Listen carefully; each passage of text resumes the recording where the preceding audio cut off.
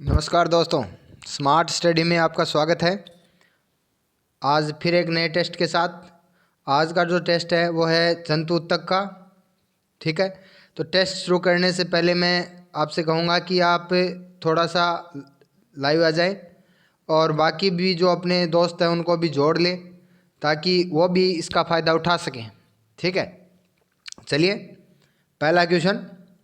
पहला क्वेश्चन आपके सामने है। निम्न में से कौन सा ऊतक शरीर की बाहरी और भीतरी सतह के संपर्क में रहता है? यानी बाहर से बाहरी वातावरण के संपर्क में रहता है और भीतर से आंतरिक द्रवों के संपर्क में रहता है। दीजिए भाई, जवाब दीजिए कि निम्न में से कौन सा ऊतक जो है वो बाहर और भीतर दोनों के संपर्क में रहता है। पहला ऑप्शन उपकला, दूसरा पेशीय ऊतक, तीसरा संयोजी ऊतक और चौथा तंत्रिका ऊतक। दीजिए भाई। बिल्कुल, इसका जवाब है वो है उपकला ऊतक। उपकला ऊतक जो होता है वो शरीर के बाहर और अंदर दोनों तरफ से संपर्क में रहता है। ठीक है, चलिए नेक्स्ट क्वेश्चन। अगला क्वेश्चन है, भ्रूणीय अवस्था में ऊतक का निर्माण किससे होता है? भ्रूणीय अवस्था में ऊतक का निर्माण जो है वो किससे होता है? कल हमने पढ़ा था समान कोशिकाओं का समूह ऊतक कहलाता है, ऊतकों का अध्ययन हिस्टोलॉजी कहलाता है और हिस्टोलॉजी का जो जनक है वो है मार्सेलो मेलपिगी। और आज का दूसरा क्वेश्चन है, भ्रूणीय अवस्था में पेशी ऊतक का निर्माण किससे होता है? एंडोड्रम, मीजोड्रम, एक्टोड्रम या टेरोड्रम? बोलिए भाई। तो इसका सही जवाब हो जाएगा मीजोड्रम। मीजोड्रम के द्वारा जो है वो भ्रूणीय अवस्था में पेशी ऊतक का निर्माण होता है। ठीक है, चलिए नेक्स्ट क्वेश्चन। अगला क्वेश्चन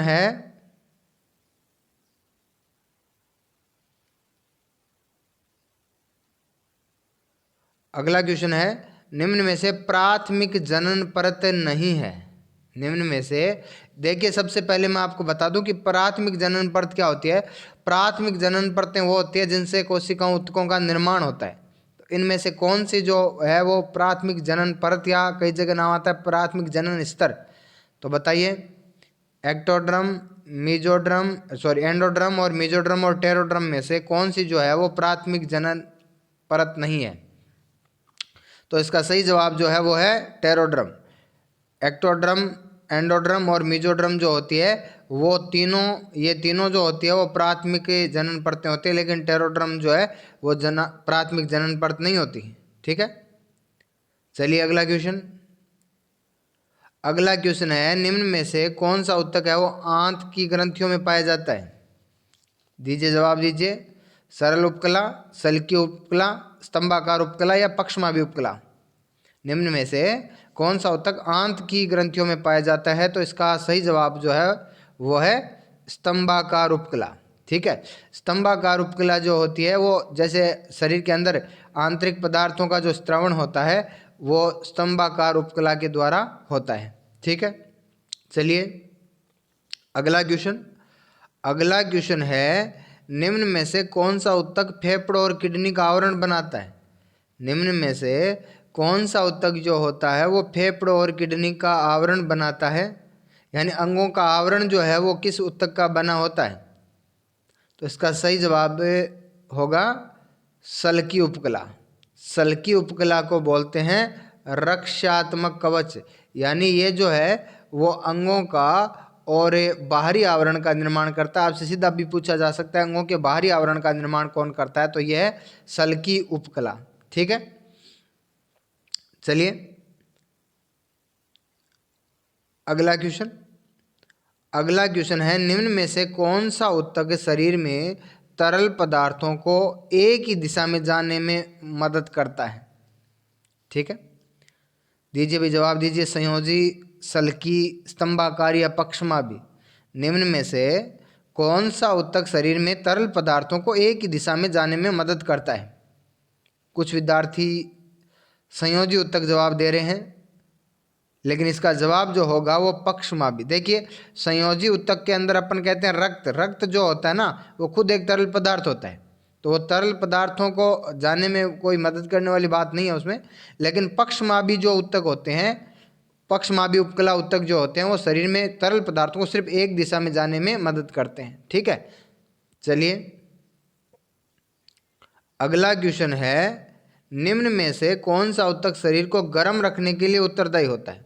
निम्न में से कौन सा ऊतक जो होता है वो शरीर को गर्म रखने के लिए उत्तरदायी होता है? पहला संयोजी, वसामय, तंत्रिका या पेशीय? दीजिए जवाब। बिल्कुल सही जवाब है इसका वसामय ऊतक। देखिए हमारी त्वचा के और जस्ट नीचे होता है वसामय ऊतक, और हमें पता है कि जो वसा होती है वो ऊष्मा की कुचालक होती है। वसा जो होती है वो ऊष्मा की कुचालक होती है, और यदि ऊष्मा की कुचालक होगी तो हमारे शरीर की ऊष्मा को बाहर निकलने से रोकेगी, तो हमारे शरीर को गर्म रखने में काम में आता है वसामय ऊतक। ठीक है, चलिए अगला क्वेश्चन। अगला क्वेश्चन आपके सामने है, जीवों में त्वचा के नीचे पाए जाने वाला ऊतक कौन सा है? जीवों में त्वचा के नीचे पाए जाने वाला ऊतक कौन सा है? तंत्रिका ऊतक, वसामय ऊतक, संयोजी ऊतक या पेशीय ऊतक? बिल्कुल सही जवाब है। अभी इसका क्वेश्चन आया भी था, अभी पिछला ही क्वेश्चन था वसामय ऊतक। यानी हमारी त्वचा के, हमारी जो चमड़ी है उसके जस्ट नीचे जो ऊतक मिलता है वो होता है वसामय ऊतक।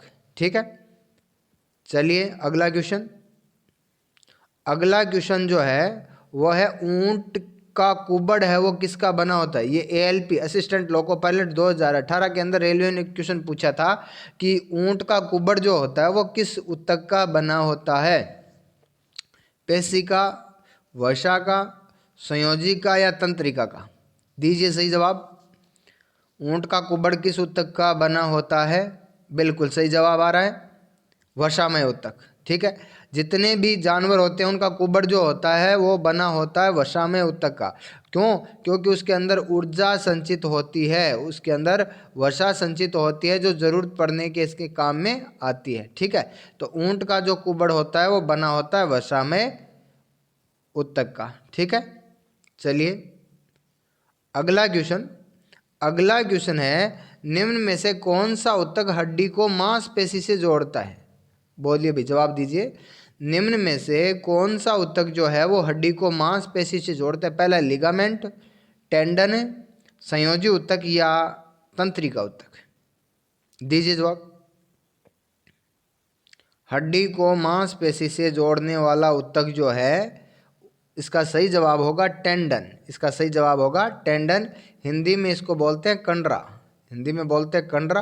तो सीधा भी कई बार एग्जाम में आ जाता है कंडरा, लेकिन आपको याद रखना है हड्डी को मांसपेशी से जोड़ता है टेंडन या कंडरा। ठीक है, बहुत बढ़िया। चलिए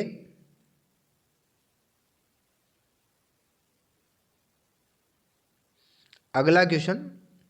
अगला क्वेश्चन है, निम्न में से हड्डी को हड्डी से जोड़ने वाला ऊतक कौन सा है? निम्न में से कौन सा ऊतक जो है वो हड्डी को हड्डी से जोड़ता है? दीजिए भाई जवाब। देखिए लाइव सेशन, लाइव जो अपना टेस्ट चल रहा है उसका यदि आप पूरा फायदा उठाना चाहते हो तो पूरे टाइम में देखो लाइव रहा करो। कुछ विद्यार्थी बीच में लाइव आते हैं फिर वापस चले जाते हैं फिर लाइव आते हैं, तो इससे देखो अपने जो टेस्ट है उसका कोई मतलब नहीं निकलता। ठीक है, तो अपना क्वेश्चन है, ऊतक हड्डी को हड्डी से जोड़ता है वो कौन सा है? तो इसका सही जवाब है लिगामेंट, या इसको हिंदी में बोलते हैं स्नायु। हड्डी को हड्डी से जोड़ता है लिगामेंट, हड्डी को मांसपेशी से जोड़ती है कंडरा या टेंडन। ठीक है, चलिए नेक्स्ट क्वेश्चन। अगला क्वेश्चन है, निम्न में से उपास्थि शरीर के किन भागों में पाई जाती है? देखिए उपास्थि क्या होती है? उपास्थि होती है हड्डी से कोमल भाग, और शरीर के कौन से भागों में ये पाई जाती है? पहला नाक की नोक, कर्णपल्लव, हड्डियों के जोड़ या उपयुक्त सभी? बिल्कुल सही जवाब आ रहा है आपका उपयुक्त सभी। नाक की नोक, कर्णपल्लव और हड्डियों के जोड़ जो होते हैं वो बने होते हैं उपास्थि के। ठीक है, हड्डियों के जोड़ जो उपास्थि के बने होते हैं तभी अपन है वो हड्डियों में मूवमेंट कर पाते हैं। चलिए अगला क्वेश्चन। अगला क्वेश्चन आपसे पूछा गया है, रक्त जो है वो किस प्रकार का ऊतक है? वसामय है, संयोजी है, तंत्रिका है या पेशी? दीजिए जवाब। रक्त जो है वो किस प्रकार का ऊतक है?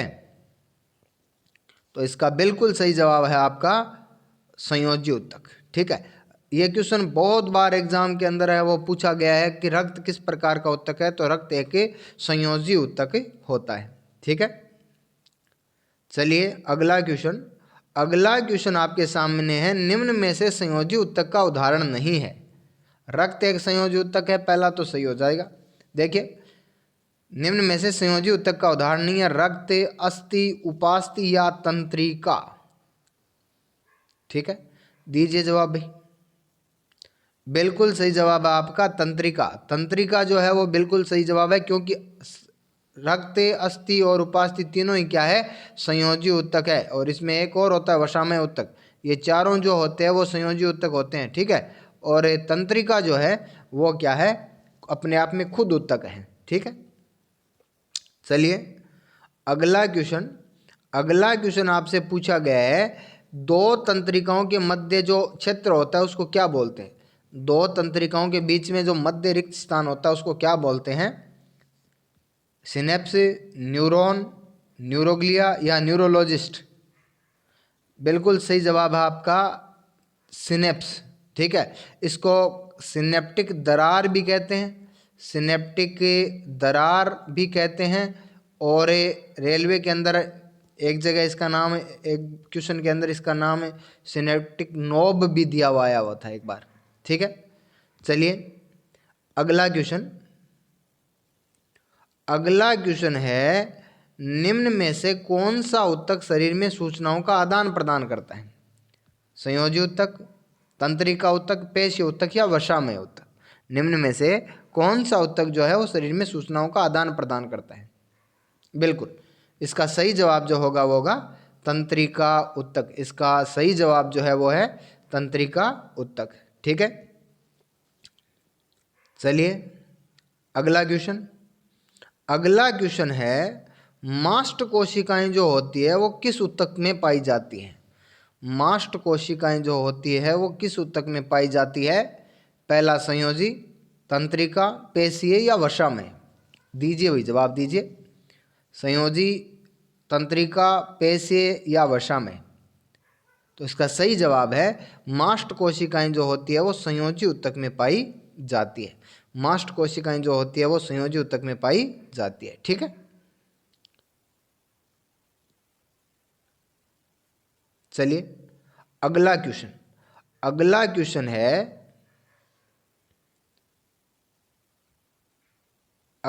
है, एक मोटे मनुष्य के शरीर में मोटापन किस उत्तक के कारण होता है? एक मोटे मनुष्य के शरीर में मोटापन किस उत्तक के कारण होता है? अभी ग्रुप डी 2018 के अंदर ये क्वेश्चन आपसे पूछा गया था, तो बताइए संयोजी, तंत्रिका, वशामय या पेशीय? तो इसका सही जवाब है वशामय।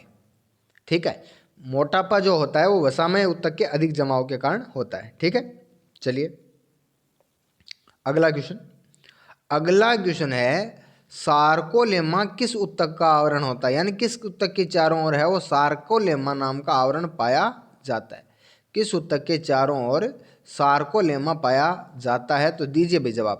पेशीय, तंत्रिका, वशामय या संयोजी? तो इसका सही जवाब जो है वो है पेशीय। पेशीय उत्तक जो होता है इसके चारों ओर सार्कोलेमा का आवरण पाया जाता है। ठीक है, चलिए अगला क्वेश्चन है, निम्न में से किस जीव का पूरा शरीर जो होता है वो उपास्थि का बना होता है? हमने पढ़ा भी कि हड्डी से कोमल होती है उपास्थि। ठीक है, और ऐसा कौन सा जीव है जिसका पूरा शरीर जो होता है वो उपास्थि का बना होता है? तो मेंढक, सार्क, ब्लू व्हेल या कछुआ? दीजिए भाई जवाब। तो इसका सही जवाब जो है वो है सार्क मछली। देखिए, सार्क मछली का जो पूरा शरीर होता है वो उपास्थि का बना होता है। उपास्थि जो होती है वो हड्डी से मुलायम होती है। हमारे शरीर में नाक की नोक, कर्ण, पलों और हड्डियों के जोड़ के अंदर उपास्थि पाई जाती है। ठीक है, तो ये जितने भी क्वेश्चन हैं वो जंतु उत्तक के अब तक एग्जाम में आए हुए या एग्जाम की दृष्टि से इम्पोर्टेंट होते हैं वो सारे क्वेश्चन मैंने देखो आपको बता दिए। अब अगले टेस्ट के अंदर फिर मिलते हैं, और आप बताइए कितने क्वेश्चन जो है वो आपके सही हो रहे हैं, कमेंट बॉक्स के अंदर जवाब दीजिए। चलो देखते हैं किसके कितने क्वेश्चन सही होते हैं। दीजिए भाई जवाब दीजिए।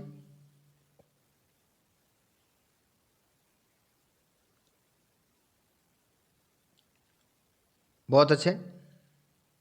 चलो दोस्तों, फिर आप लगातार टेस्ट देते रहिए और कैसा आपका टेस्ट चल रहा है उसका भी आप वो कमेंट के अंदर जवाब देते रहिए। ठीक है, धन्यवाद।